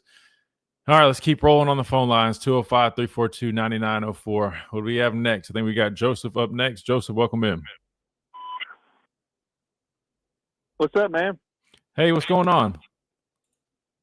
Not much, man. I'm glad we got that joke of a quarterback out of our system. So now we can move on to a real quarterback. Jaisha, you can let him finish real quick. I'll let him finish what he's got to say. If he's got anything that's worth saying, that's not just trying to trash somebody. You have anything decent to say? Yeah, I do. I got a lot to say. I don't understand. Like I said, I think, who do you think is going to be the quarterback probably on this? You think it's going to be Ty Austin Mack? If you listen to the show, I said I believe it's going to be Ty. I think I've been saying that, and I haven't changed that. I think Ty's done a nice job through camp, and I think it's his job to lose. So probably just going to just stick with that, and just know that you still have a guy like Austin Mack that's in that room if you need him. You got Keelan Russell, who's developing very nicely. A guy that you definitely shouldn't forget about either. I mean, I think he's still, learning and developing, but he's definitely a really, really talented guy. And if I'm being honest with you, he's got the highest ceiling out of anybody in that room. Who, Ty does? No, Keelan Russell. Oh, he's third string because to hear Coach DeBoer talk, Coach DeBoer says that Austin Mack and Ty Simpson, they were catching on and calling out the plays with command. And they said Keelan's still kind of in a learning curve there. So that right there tells me this ain't Keelan's year. Well, I mean, Keelan ain't Russell. I'm gonna repeat what I said because I don't think you're listening very well. So listen closely. I said Keelan is definitely still learning and developing, but if you ask me, he has the highest ceiling out of everybody in that room. The highest ceiling means the highest potential, meaning when he does get to that point, I think he will be the most talented guy. And I think a lot of people would also agree with me. I'm not talking about right now. Yeah, but shoot. Far as that goes, man, we got another Hawaiian coming in next year too. That dude's 6'5", 225 pounds coming in. Yeah, him and there's another quarterback. 6'2", he's like 6. Yeah. Yeah. Jet Tomlin, I think his name was. Jet Tomlin. Yeah, they got two Jet quarterbacks right now. Yeah. You love quarterbacks, Joseph. I'll say that, man. I mean, you have like a fixation on quarterbacks, man. But I would tell you this: Keelan Russell's going to take that job from those guys because that guy that's 6'5", 225 pounds, that's a horse at quarterback, dude.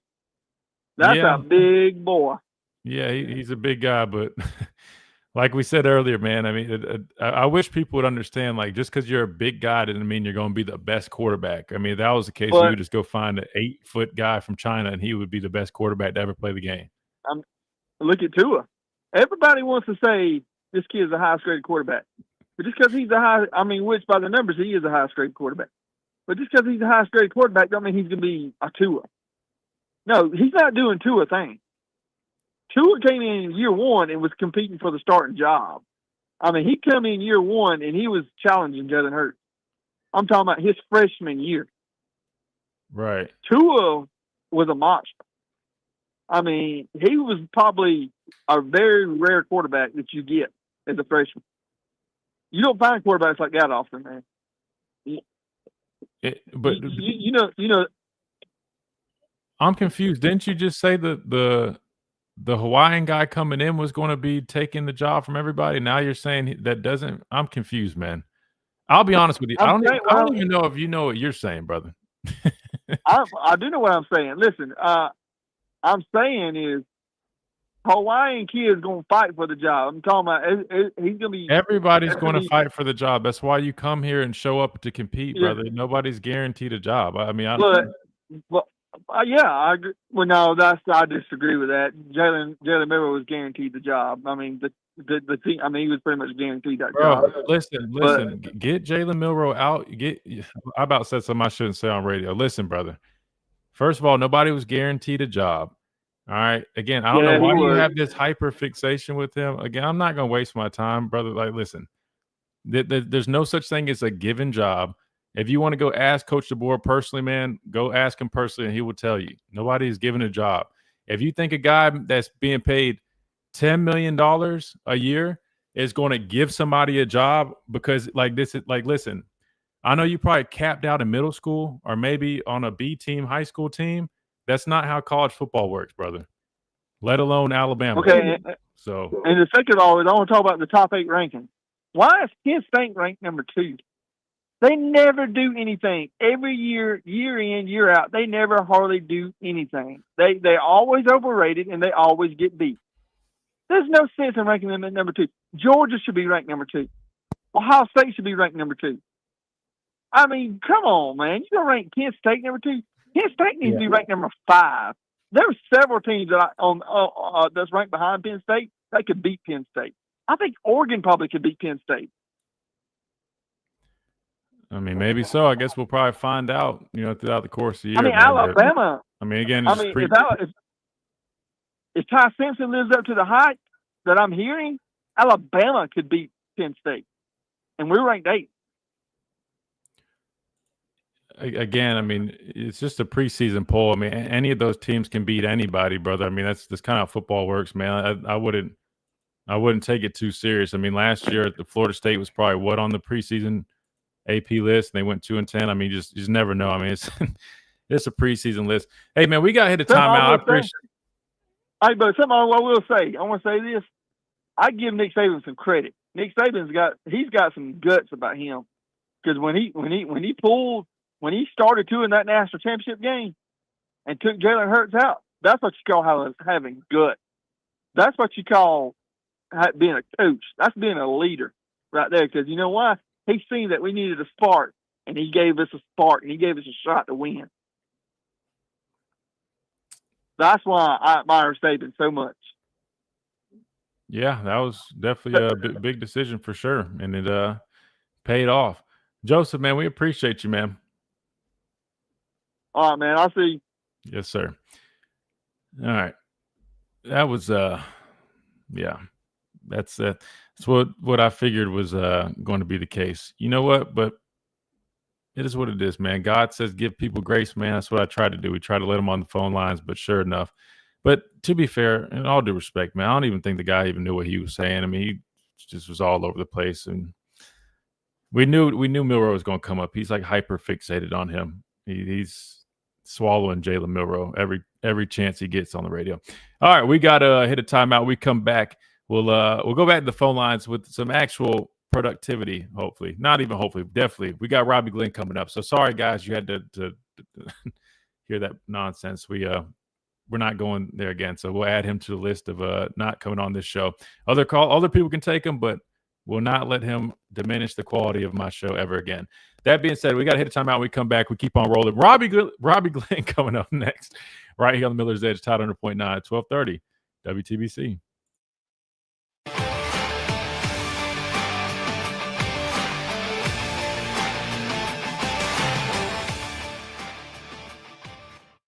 In a world Sorry, guys. I was going to tell Jaisha to dump him, but I'm like, I don't like dumping people too, whatever, because I'm like, I don't want to seem like I'm just offended and I'm just trying to hang out, because I knew that's what it's going to be. Oh, he made a comment about Milrose, so you got mad. No. He used to call and just be whatever. He acts like that all the time. That's why I normally don't take his calls, but I was like, you know what? Number one, it could be a different Joseph, and I don't want to punish the other Joseph if it's not the same guy. But two, I was like, you know what? We haven't taken this call in well over a year. And I was like, you know what? He's probably just going to be talking about how great Ty looked or something.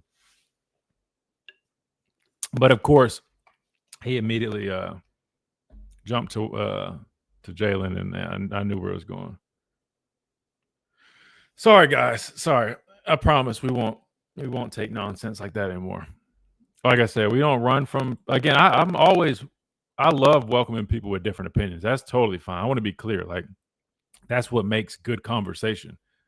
But when you're just completely ignorant like that, and you're just saying stuff, and again, he wasn't even listening to what I was saying. He just was.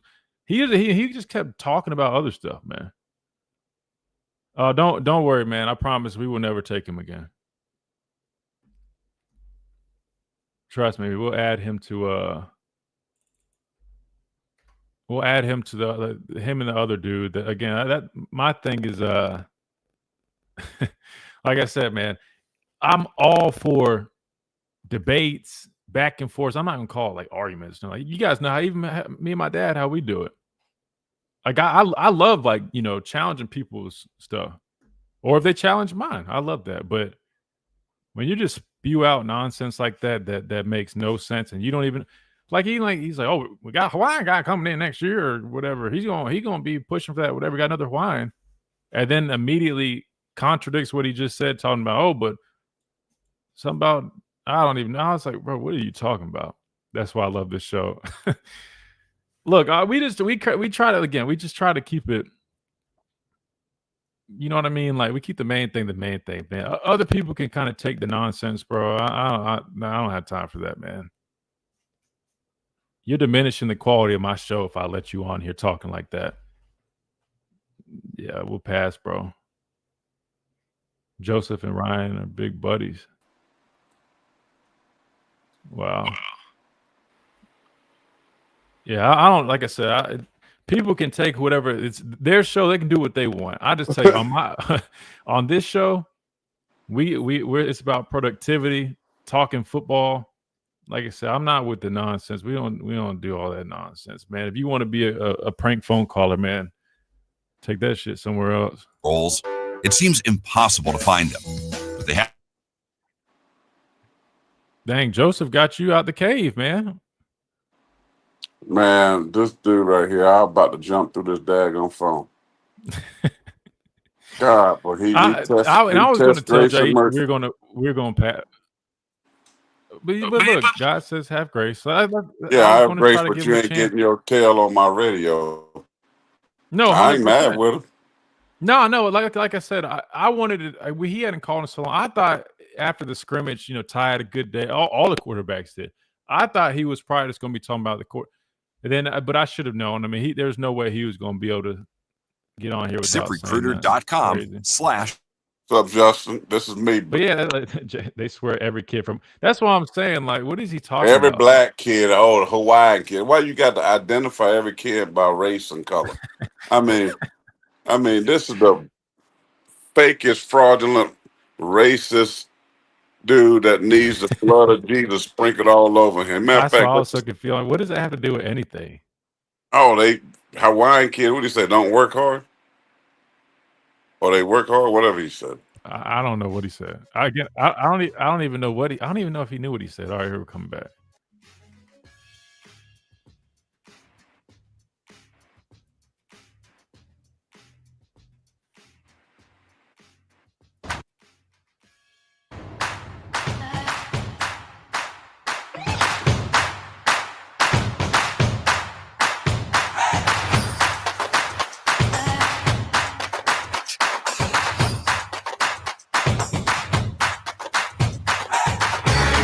And welcome back into this Monday edition of the Miller's Edge, Tide 100.9, 1230. WTBC, presented by the Good Feet Store, America's Art Sport Experts. Again, I apologize, guys. That was I tried to have some grace and open the lines up to someone who has never had anything productive or really positive to say. I don't even think he knew what he was saying. But again, just reminded us why we don't let him on this show. And again, we'll not waste y'all's time ever again with that. Sorry about that. Back to some productive stuff. We do have the Pastor Payne that just jumped on here. Mike says, class way to handle that. Look, like I said, I will, number one, thank you, but I'm used to it, bro. It is what it is, man. You just got to politely just push them on. I'm sorry. I'm not that classy. Look, huh? I'm not classy. Folk like that, you just give them the business, Mike. Listen, Chris is a nice guy. He's talking. He knows grace. Everybody understands grace. Yeah, I'm with that. But still, after that first comment about Jalen Milroe, let me introduce you to this caller by the name of Mr. Click. And Chase should have hung up that, whoever's behind the wall over there, should have hung up that phone. But because you know what he's going about. That's all he talks about. He's racist. He's an idiot.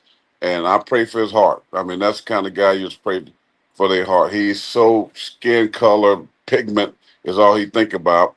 And had nothing to say. He has no clue about the game. He's just racist, period. I mean, that's just the only way to put it, to be frank.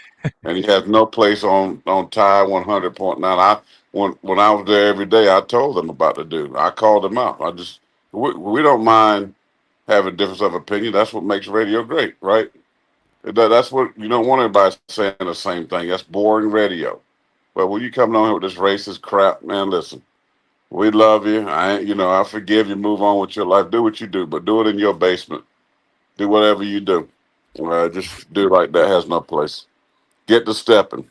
Don't let the door hit you with a good Lord split. Keep moving. Well, we're not going to give it. Yeah, I don't want to give it too much attention because, I mean, it's. Yeah, he's gone. Bye, Joseph. Nice hearing from you. Glad you're living. All right, let's keep it rolling. We got Robbie Glenn up next. Robbie's a great caller. Robbie, welcome in. Hey, guys. Man, Joshua, I don't know is he excited about the start of football season or he just miserable about it? He was talking about preseason polls and future quarterbacks, and let's talk about this year, man. That's why I was confused. I'm like, team coming in, and the last thing I saw was Milroe's in the NFL, so he was a heck of a quarterback to me. I mean, he's playing for Seattle, but I had enough said. I mean, he had a great game this past week. The first one against Oakland. I mean, he looked really good too. That's why I'm saying. I mean, that's just completely just he's just talking, man. I mean, one of the best athletes on the field that I've seen. So, but anyway, so let's get to this year. And, I love all this talk about depth. You're talking about the coaches are, and on both sides of the ball. And I think I heard on the Gary Harris show that one of the coaches said, yeah, I love all the depth, but depth is good until you actually have to use it. So with that said, what's the most important to have the most depth? Is it defense or is it offense to have the most depth? And what is the hardest one to build depth at? Is it a line, like defensive line, offensive line, or is it secondary? So the first part, were you asking offensive for this line team? The hardest? That's the hardest to build depth, period? Period. Offensive line, because you're talking about the transition from a high school player to get strong enough, big enough, mature enough just takes time. Whereas a guy like Ryan Williams, who just God-given athletically fast, got great ball skills, quick twitch, get in and out of breaks, the DB, same kind of thing. You don't have to be big. Strength is not a big issue. So you can get on the field and play right away. But the offensive line is so much learning that goes into that. And just the physicality of that position, it's going to take a guy a while. I mean, they can be big, but not as strong, not as physical. So offensive line is definitely the hardest. Defensive line, a little bit more easier now, especially you can play situational football with them, put them in. If they're smaller, faster, put them in on third downs. So I think offensive line overall, the most out of all of them, the most difficult, the easiest is going to be in the skill position. Okay. And we look pretty deep on offensive line this year, don't we, Christian? I mean, as far as what we got right now, until some injuries happen. Well, I'll say it's hard to say in terms of deep, right? I mean, because I look at the backup tackles. I mean, really, right now you're working with. I mean, I know Elias Allen kind of worked some tackle. Now I think he's doing move back to a little bit guard this training camp. But I think the backup tackles, man, are true freshmen. I know Michael Carroll's been working at right tackle. The other young man from California working at left, 78. I'm forgetting his name right now, but so I don't know if I would say offense line we have like a ton of depth. I mean, yes, you have some that you're building, but to me, depth looks like a guy like Geno Vandermark that has played snaps, and that if someone goes down, you put him in there and you're not really batting an eye because that guy literally has played and started for a number of years. Like that is what quality depth looks like. It doesn't even have to have that type of, experience, but I feel like that is a key piece to having strong depth. Or even a guy that you've had in your program that, is going on year 3 that has played, some rotational snaps, and you just know the type of player he is. There's just other guys in front of him. Offensive line for us, I don't know if I would say we're like deep there. I think we're building some strong depth, and that's why you heard Coach DeBoer say that, because a number of guys have had to step up due to some of the injuries that we've seen. Some guys just being banged up, allowing opportunities for younger guys. So that's what he means there. But I don't know if I would say like we just have like, the depth like another school might have where they have, a 6th and 7th offensive lineman that really could or should be a starter who's just kind of, a depth piece at the moment. But I think we're in the process of building some good depth. They're just younger players. Yeah. A little bit of football. It dealt with a football player. Did you happen to catch the fight Saturday night with Eric Anders, the UFC fight? Man, I did not, man. How did he do? Did he win? No, he lost in the first round. Now, the guy was favored, but even the announcers were like, I forget who he was fighting, was like, okay, he's going to have some trouble with Eric because Eric's strong, quick, and Eric had slammed him a couple times. But he did a couple things. One was inadvertently. He went to do some move and caught Eric with a thumb in the eye, so it gashed his eye. Dang. So they had to stop it. They stopped it. Well, then 30 seconds later, he comes back and he kicked him square. He kicked Eric square in the jewels. Well, they had to stop it again for a minute and a half to get his breath back. And I don't think Eric recovered after. He only had like 30 seconds left of the round, and the guy caught him with an elbow to the temple and knocked him out. So dang. I hate it because he trained so hard for that fight, and then 2 little things kind of threw him off his fight. But dang. Well, man, shout out to him for even just getting in the octagon. I mean, dude, that's a whole different thing right there. I mean, obviously, a whole different thing right there. Yeah, he's a great football player here, but then to get into that realm, brother, I mean, you got to be a real warrior. Football player is tough, but I mean, you talking about getting into who was a Christian? Eric Anders, he played linebacker here like earlier, like I think like 07, 08 type, like those years. But anyway, he started here. I mean, he played some really good football for Alabama. I don't think he really caught on. Maybe he did a training camp or something, but didn't really play professionally. But he's in the UFC, or he fights the UFC fight now. Nice. But good dude though. Really, really, really nice dude. Yeah, really nice. Well, Robbie, we appreciate it, man. We're going to try to squeeze him. We got like 3 people lined up, so we're going to try to squeeze this, man. I appreciate you, Robbie. Take care, Robbie. Yes, sir. Roll Tide. Yes, sir. Roll Tide, brother. Hey, Jaisha, we're just going to skip that 45 break, and I'm going to get out early. We're just going to keep rolling while we got everybody here, and we're just going to try to fire through these calls if that's all right. Normally, we'll try to get out around like 56. So let's keep on rolling. We got Scott up next. He's a first-time caller. Scott, welcome in.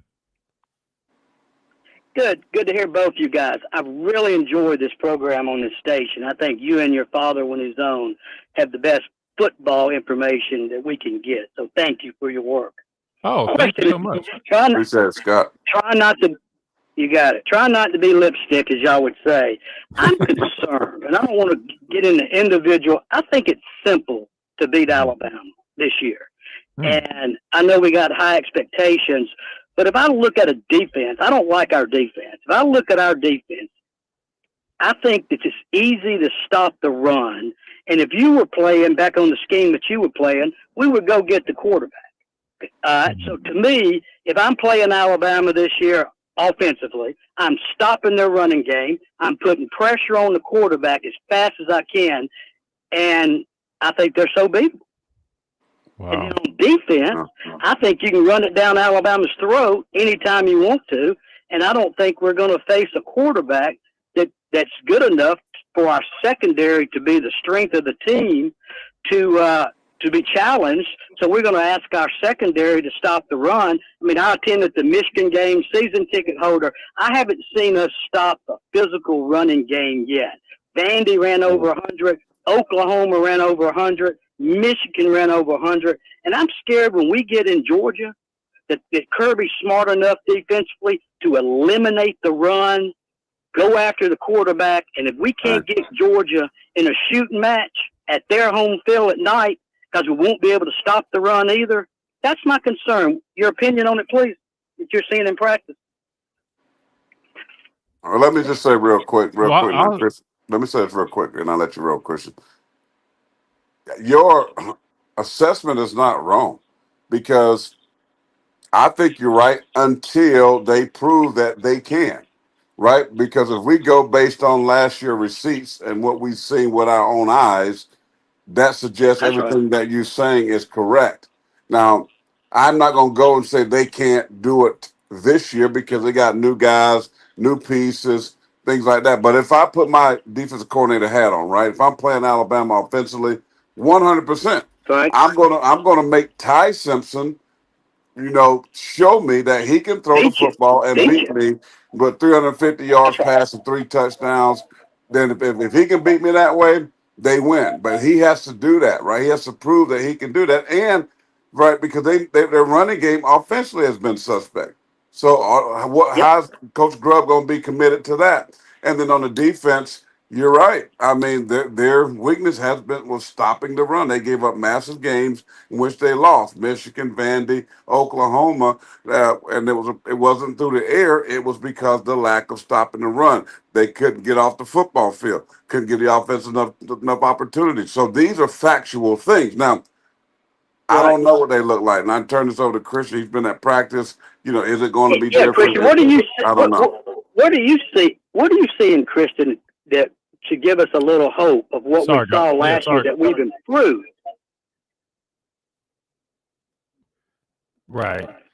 Sorry, I think my audio is kind of in and out, so bear with me if I'm a little delayed, but I was trying to let you guys finish. Now, I'll say this, and I think you make some really good points, and I think statistically when you look at it, I don't have them in front of me, the numbers, but I do know, stopping the run, it's interesting because it's like the numbers honestly weren't terrible, but when you watch the tape, which I'd rather trust my eyes, right?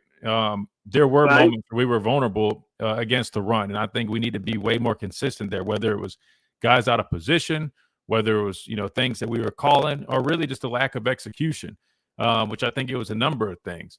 Coming out of scrimmage number one early on offense, I'm not going to lie to you. I mean, they did jump it. I mean, they're running the ball. Oh, go ahead. Yeah, I just look at last year's eyes, and I've looked at statistics and gone back and rewatched games. Everybody talks about how great our defense is. I thought our defense was probably the worst defense last year in 20 years. I mean, people fuss at Pete Golden. I'll take Pete Golden right now over that guy. I just want to see a head-hunting defense that can stop the run, and we may have a chance because I don't feel good about it. I think we'll beat Florida State, but I'm not sure once we get into the physicality of the season that we're going to hold up. But you're seeing practice, and I'm not, but I can't wait. But thank you for your opinions, though. I appreciate it. Yeah, absolutely. Scott, thank you so much for calling in and your kind words, man. Thank you. Yeah, no, I'll say this. I mean, we got to be more consistent. There's times where I'll say our defense, I mean, we're stopping the run. We look physical. I mean, it looks like it's hard to get yards on us. And there's other times where, I mean, we're just parting it open for people. You know what I'm saying? Like that's why the consistency thing kind of gets me. And that's why, seeing these, the different looks, man, it's just kind of confusing at times. So I think sometimes when you're moving around so many different people, you're mugging people and telling guys, oh, just play this. Sometimes I think it causes not necessarily confusion, but it's not as clean as it would be if you just are saying, all right, we got four down here, backers and 10, 30s, you know what I'm saying? A to C. Like sometimes I think you almost get a little too cute and then it ends up opening up lanes. And other times I think it causes murkiness and disruptions and it helps create negative plays. But I do know Kane Womack talked about wanting to force more negative plays, and maybe in the scrimmage they were trying to implement some things to be a little bit more aggressive, and maybe that's why it's a little bit more of a learning curve. We'll see as they build off of it, but that was a great call from Scott. Let's see if we can squeeze in one more real quick. One quick key point he made, though, Christian, was the fact that the quarterbacks that they do face, you know, they're not going to be maybe gunslinger type guys. Florida State, South Carolina with Lenore Sellers, Georgia with Gunnar Stockton. I mean, these are guys that are not the typical prototypical quarterbacks that's going to be flinging. And then your best and your strongest group, your secondary, may not get a chance from a pass defense standpoint to show really who they are. So I thought that was a great point. You know, is there a quarterback on their schedule that's going to really strike fear in this defense of threatening the football down the field? And really, I don't know, you know, who's going to be that guy that's left on the schedule to do that.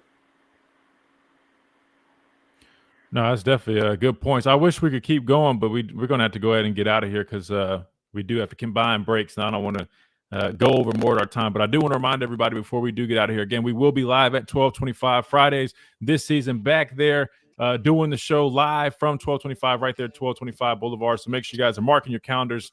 Get your game day weekend started the right way with us live at 1225, man. So super excited about that. So make sure you guys mark that down if you're coming into town or if you're here going to a football game, man. Do it the right way. Get it started the right way. Come watch the show live. Get some great food, drinks, all that good stuff.